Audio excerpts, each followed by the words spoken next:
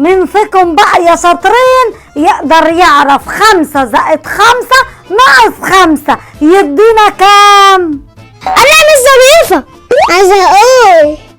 قول يا مالك. 5 زائد 5 ناقص 5 بيساوي 3 خمسات. اللي انت بتقوله ده غلط طبعا. انا عارفة حاجة. طب قول يا لولو. هي 5. صح يا لولو، صحفوا كلكم لولو. وبعدين بقى يا عمر في الموضوع ده. موضوع ايه يا ماما؟ ظريفة، وموضوع الدروس الخصوصية اللي هي عملته ده ماشي معاها نار. فكروا بقى كويس في السؤال اللي هكتبه دلوقتي، واللي هيجاوب عليه هياخد 200 جنيه دي.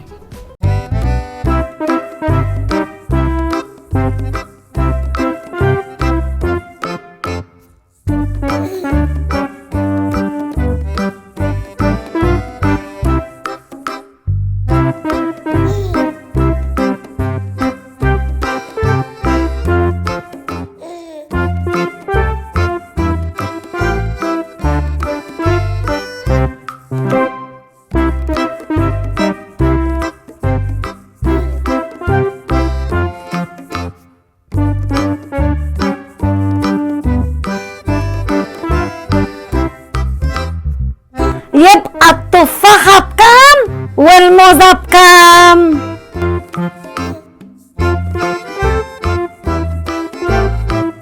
تفاح مني موزة 8.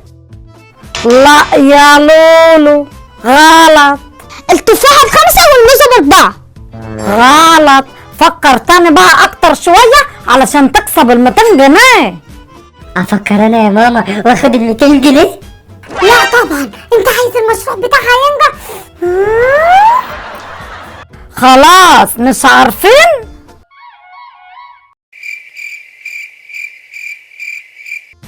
طب اللي عارف فيكم يقول الحل بسرعة علشان ياخد 200 جنيه دي، واللي مش عارف يعمل لايك وانا هقول له الحل على طول.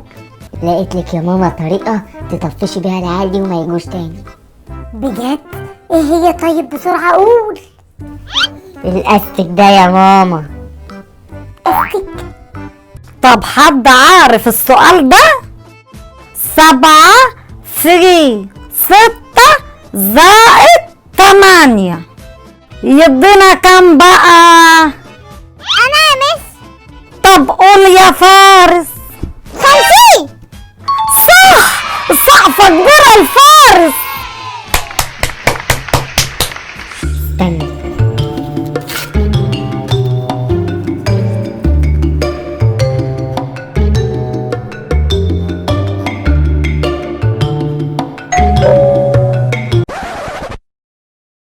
استنى هفتح الباب.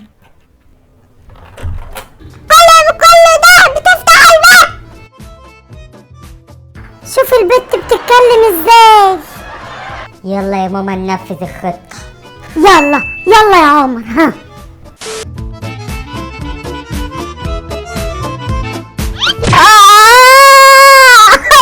مالك يا لولو؟ ارجي في فيا. ايه رأيك؟ اعمل تاني تاني.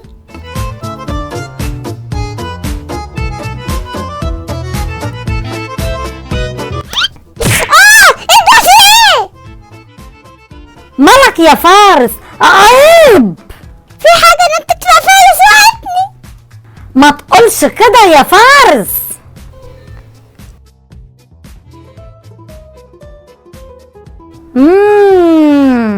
ما فيش حاجة يا فارس من الكلام ده. شفتي بقى يا ماما؟ دلوقتي يمشوا ومحدش فيهم يجي تاني. ايه ده؟ ابدا ما فيش، ده تلاقيها ناموسة، وان الناموسة دي ما سكتتش هجيب لها بعوضة تاكلها.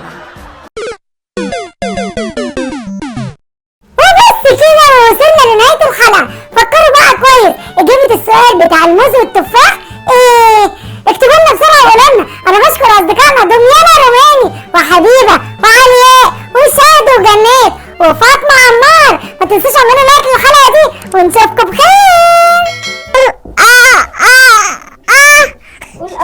ايه ده؟